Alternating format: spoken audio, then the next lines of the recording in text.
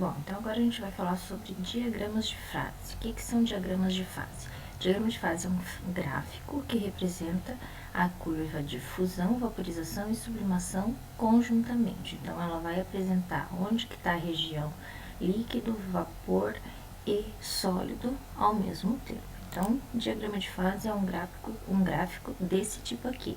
É um gráfico da pressão pela temperatura, onde a gente encontra as três regiões, as três fases. Então, se uma substância se encontra nessa região aqui, com essas condições de pressão e temperatura, ela vai se encontrar na fase sólida. Se ela se encontra nessa região aqui de pressão e temperatura, ela vai estar na fase líquida. E se ela está nessa região aqui de pressão e temperatura, ela vai estar na fase de vapor. Isso é um gráfico, um diagrama de fase para as substâncias que aumentam o volume ao fundir, então para a maioria das substâncias, e esse daqui é o gráfico daquelas substâncias que diminuem o volume ao fundir como a água, tá? Então, só vai ser diferente um pouco a região dessas fases, ok? A linha 1 vai representar a transição da fase sólida para a fase de vapor. Então, essa linha 1 é chamada de curva de sublimação. A linha 2 representa a passagem da fase sólida para a fase líquida. Então, é a curva de fusão. E a linha 3 representa a transição entre líquido e vapor, é a curva de vaporização.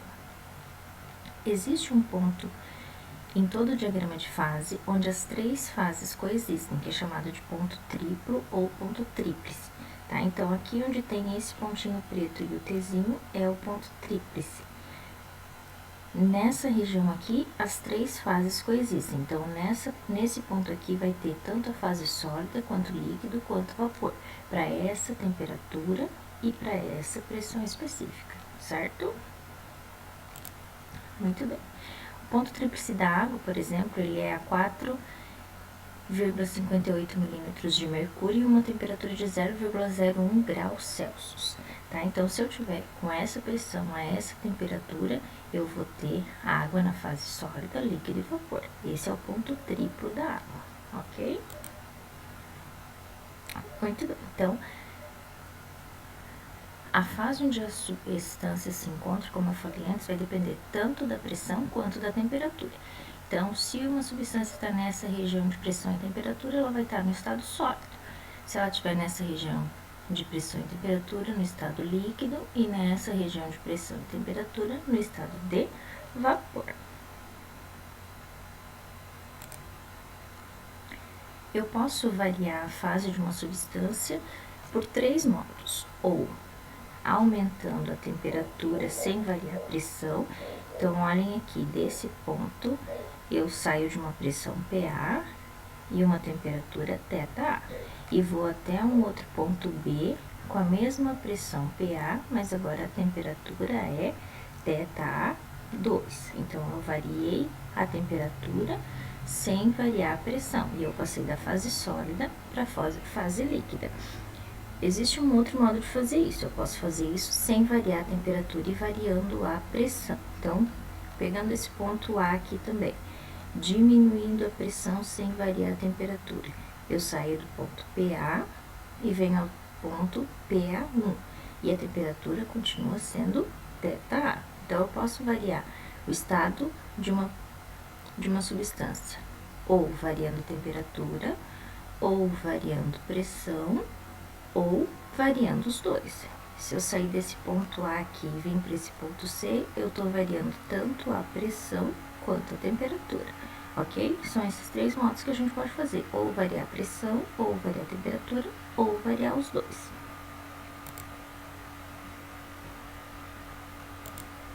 Então, assim como lá na solidificação a gente tinha o calor latente de solidificação, na vaporização a gente vai ter o calor latente de vaporização também. É a mesma equação. Quantidade de calor para vaporizar uma quantidade de massa específica vai ser essa massa de líquido que você quer vaporizar, vezes o calor latente de vaporização. Esse calor latente de vaporização também é tabelado, também é conhecido, também é próprio de cada substância. M é a massa do objeto, LV é calor latente de vaporização. Quando o objeto passa da fase líquida para a fase de vapor, ele precisa absorver calor. Então, essa esse calor latente de vaporização é positivo. E quando ele passa da fase gasosa para a fase líquida, ele precisa perder calor. Então, a quantidade de calor o calor latente de condensação é negativo, tá? E aí, para a mesma substância, essas duas quantidades são iguais, exceto o sinal, né? Na vaporização ele é positivo porque ele absorve, na condensação ele é negativo porque ele libera. Então, aqui nós temos uma tabela com o calor latente de fusão e vaporização de algumas substâncias. A água, por exemplo, que a gente tinha visto, o calor latente de fusão 80 calorias por grama e o de vaporização 540 calorias por grama. O que isso significa? Que para eu vaporizar 1 grama de água, eu preciso fornecer 540 calorias, certo? Muito bem. Aí agora, qual que é a diferença entre gás e vapor, tá? Por meio de experimentos, verificou que existe um valor de pressão e temperatura chamado ponto crítico. Nesse ponto crítico, o vapor não consegue mais voltar para a fase líquida, tá? Então, a partir desse ponto que a gente diferencia o que é gás e o que é vapor. Então, aqui a gente tem um gráfico, de novo, um diagrama de fase da pressão pela temperatura. Em todo diagrama de fase vai existir um ponto crítico. A partir desse ponto crítico, se eu diminuir a temperatura, se eu diminuir a pressão, eu não consigo mais voltar para a fase líquida, certo? Aqui vai ser só gás. Então, gás é a substância na fase gasosa que se encontra em temperatura superior à temperatura crítica e não pode ser liquefeita por compressão isotérmica. O que é compressão isotérmica? Diminuir a pressão mantendo a temperatura constante. Então, se eu estou nessa região aqui e diminuo a pressão, eu não consigo mais voltar para a fase líquida. Vapor é a substância que se encontra na fase gasosa em temperatura abaixo da temperatura crítica e pode ser liquefeito por compressão isotérmica, certo? Então, o gás, se a gente comprimir ele não consegue mais voltar para a fase líquida. O vapor, sim. E, para encerrar, curvas de aquecimento e resfriamento. O que são isso? Isso são gráficos também que mostram como que a temperatura varia em função da quantidade de calor, tá? Então, vamos supor que eu tenha 50 gramas de gelo, inicialmente a temperatura de menos 10 graus Celsius e a pressão de 1 atm. Em um recipiente aberto e aquecido por uma fonte que fornece fluxo de calor constante, tá? Então, ele está a menos 10 graus. Eu quero que isso daqui se transforme em vapor. O que vai ter que acontecer com esse gelo a menos 10? Primeiro, ele vai aumentar a temperatura até 0 graus. Quando chegar em 0 graus, vai haver a transição para a fase líquida. Vai ficar em 0 graus até que todo o gelo vire água. Depois que ele estiver na fase líquida, a temperatura vai aumentar até 100 graus Celsius. E quando estiver em 100 graus Celsius, ele vai começar a transição para a fase de vapor, certo?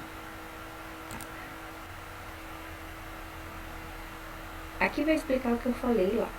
Então, vamos lá. Como que eu monto uma curva de aquecimento ou resfriamento? No caso, essa daqui é de aquecimento.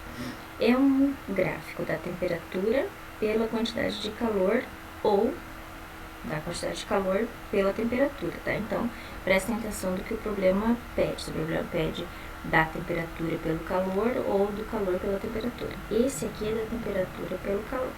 Então, o que aconteceu naquele processo ali? Primeiro, eu tinha a substância a menos 10 graus. E aí, ela aumentou a temperatura até 0. Para isso, ela precisou de uma quantidade de calor Q1. Quando ela chegou a 0 graus Celsius, ela sofreu uma transição de fase.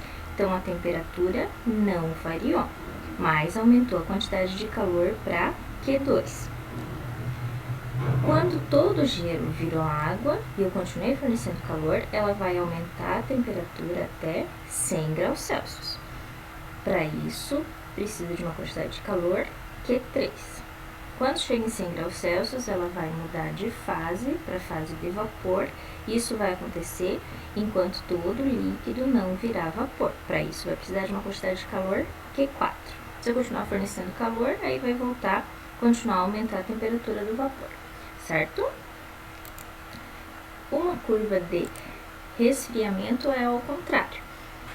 Eu tô acima de 100 graus e retiro o calor. Então, vai diminuir a temperatura até chegar em 100 graus. Quando chega em 100 graus, ele muda de fase, então não aumenta a temperatura. Quando todo o vapor virar líquido, ele vai diminuir a temperatura até chegar a 0 graus. Quando chegar em 0 graus, vai haver transição para a fase sólida, sem aumentar a temperatura.